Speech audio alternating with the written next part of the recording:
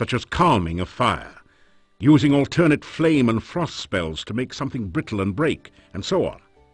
You pick up a number of useful tips which will improve your spell casting. That immediately raises your magic ability. This book teaches the ancient Oriental art of talk fool, how to overcome opponents by attacking them with the unpronounceable names of martial arts forms and confusing them with fortune cookie wisdom. You get lost somewhere between karate and kuksul. And last but not least, this book teaches you how to use the stair stepper to build strong leg muscles and talks about the importance of whole body development. It says to build up your strength gradually by adding weights to the baskets. okay, now the Thieves Guild is also in here. Oh, and by the way, moose. As always, there is a moose in this game. There's a grapple hook over here. You pick up the rope and grapnel set and tie it onto your pack. And since our sword sucks, you break open the front of the case. Avoiding the broken glass, you pull out the sword. It looks like a fine quality weapon. to get into the Thieves Guild, basically you have to climb this by taking the grappling hook.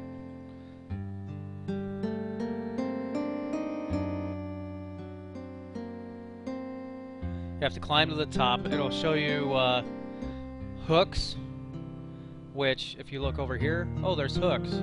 Then you arrange them in a certain way, and then up here where there's a picture frame with no picture, opens up a way, and then you climb the bookcase and get in there. And I won't tell you what goes on after that because, well, you'd have to see it to believe it. And here's our strength exercise. Your legs are too stiff and sore to use this right now. Alright, now to continue this, we have to rest. After some rest, you feel better. I'll let that play out once. But we're gonna do that quite a bit. Alright, let me rest one more time.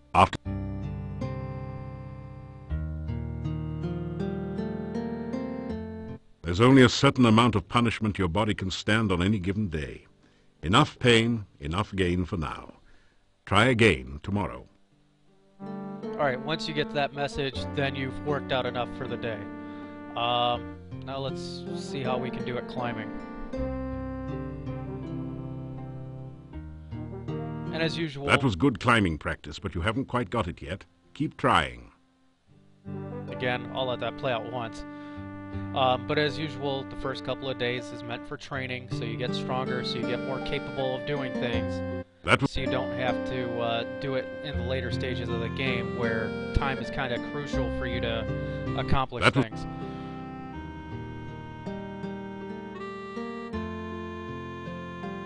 Now, if I could skip over this, I would, but, you know, I can't. Now, if you don't have the climbing skill, when you first import or start a new game in Quest for Glory 4, there's actually a book in the bookshelf to teach you climbing. Since if you remember at the beginning of Quest for Glory 1, I actually took climbing. Since it was a 0 skill, that's kind of the one that I've always seen as necessary, especially for a fighter. Even though you don't really have to do it. You can break down doors and, you know, stuff, but if you want to get back into town and you're not back in time, then you basically have to go to Rana's Peace. Or Rana's Garden. Or whatever it's called. You are so... Yes, I know I'm tired. Alright, that's good enough for today. Again, you don't necessarily have to do everything today, but yeah, my climbing skill is horrible. But strength, yep, up really quick. 20 points I think came from the book, and then 10 came from the actually exercising. Magic, we got 25 from just reading that book. But yeah, a lot of the books will actually kind of skill you up a little bit. Kind of in an Elder Scrolls way.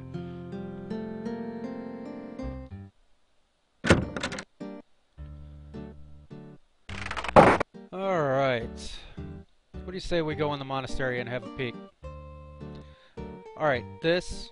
I should probably note what this is. It's the Dark One sign. Of course, it doesn't actually voice this stuff, but it's very much needed in the course of this game. Igor will flip out. Bad place. Very bad place. Go away. You'll be very sorry. Now, if you try to open the door without the Dark One sign, the octopus up there basically eats you. You push the Dark One sign into the indentation on the door. It fits perfectly. Or I should say septipus, because it only has 6 arms.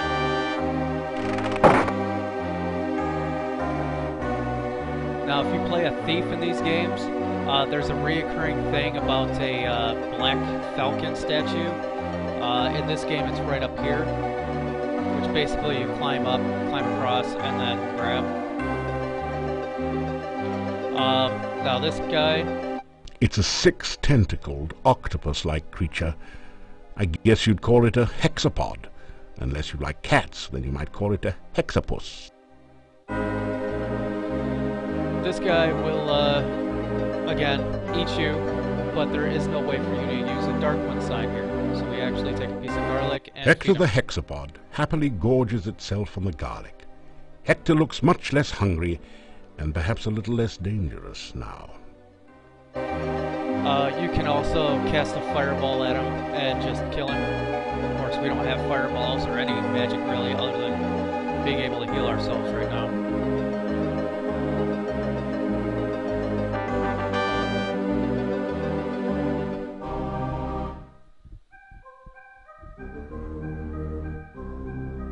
There is a cold feeling down here that chills your bones and sets the hairs on the nape of your neck on end. There is a musty odor of mold and mildew mingling with the sickeningly sweet smell of decaying flesh. Welcome to your nightmare. This is a dangerous place. You probably knew that. Handle with care. An incredible sensation of evil emanates from over by the book. That seems like an excellent thing to avoid. Yes, the book will eat you. Many things will eat you here. Now this, right here, you want to take note of. It actually starts with the A and goes around, so it's a Vuzel. Kind of need to know that. Let's come over here. You force the drawer open with your incredible strength. Opening the desk set off a trap. A billowing cloud of poisonous gas surrounds you for a moment before dissipating. You're having trouble breathing.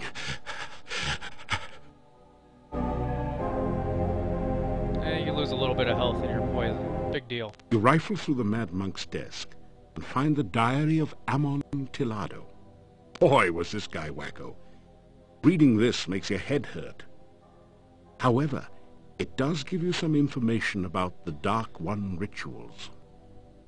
It said something about the first ritual being placed within the Mad Monk's tombstone, there to be forever guarded by followers.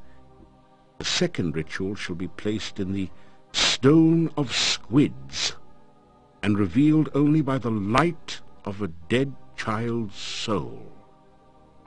The next ritual shall be placed in the hollow of the hangman's tree, and guarded by the spirit of the dead which remains there. The blood ritual shall be concealed magically within the monastery, and only he who willingly seeks dark visions shall find it.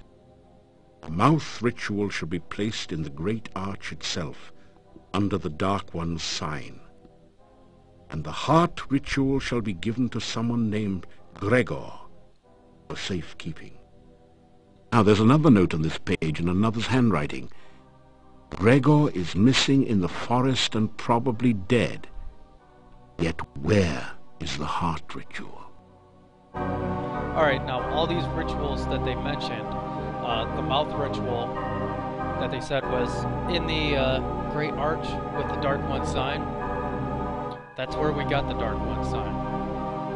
And that's how the cave mouth was open. Someone performed the ritual to open the cave, to which we met Katrina. Coincidence? I'm sure we'll find out. Let's drink. Now, Amontillado is kind of a You tap the huge cask of Amontillado. This is the strongest stuff you've ever tasted, assuming that you're not an aficionado of dragon's breath. Bottoms up.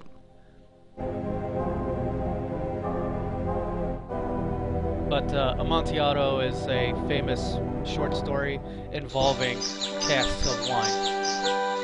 And other things, obviously.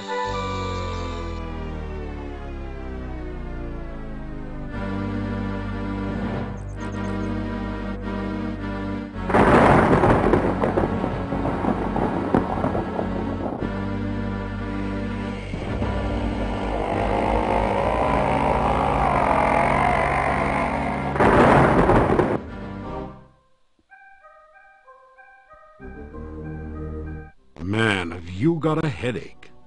Fortunately, the Dark One rising seems to have been just a vision, not the reality. Yet. A scroll has formed from the cask's wine droplets. You pick up the rolled paper on the floor. It has a symbol of a drop of blood at the top and the inscription, Ritual of Blood. You can't read any of the other writing on it. And there you go. We now have one of the Dark One rituals.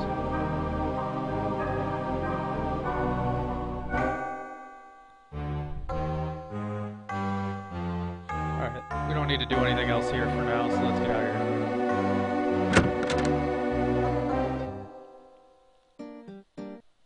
You retrieve the Dark One sign from the monastery door, then quickly step away before the Hectopus can react.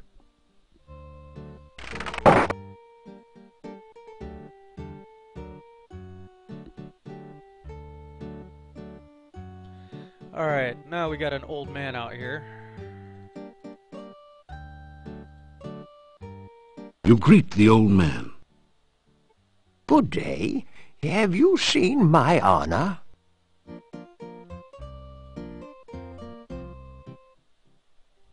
I am Nikolai. Have you seen my honor? Honor. Have you seen my honor?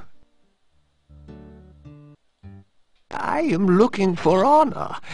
Have you seen honor? Yeah, that's all he wants to talk about. And since we don't know where Anna is, this is a little mini game. The higher the skill bar is, the longer this goes on. One of the reasons I shortened that bar real quick.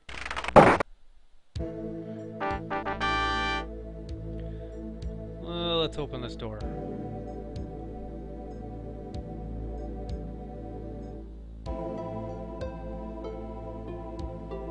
Oh no, you've been Antwerped. Fortunately, these are just baby Antwerps, so the attack wasn't fatal. Of course, Antwerp's the big blue bouncing thing in Quest for Glory 1, who was guarding the door that we needed to sneak through.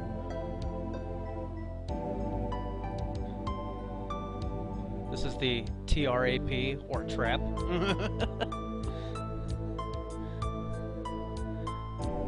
Alright, so we want to identify an animal, yes. Is it bigger than a bread box? No. Smaller than an ant? No. Black and white and red all over? No. And there are actual responses if you hit yes to any of these, but I'm not going to go through them. Is it yellow and does it weigh 500 pounds, have wings, and have an attitude? No.